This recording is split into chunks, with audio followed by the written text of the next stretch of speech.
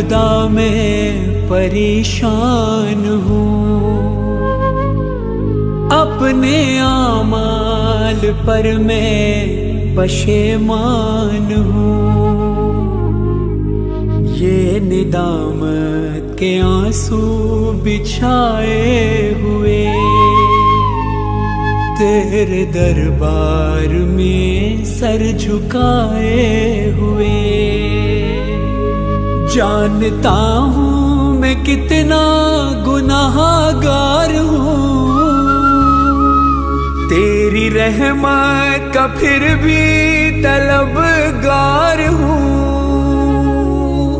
तेरे बंदों से मैंने मोहब्बत न की, जैसी तू चाहता था इबादत न की। बख्श दे है खता बस ये अरमान है, मैं हूँ जैसा भी पर तू तो रहमान है।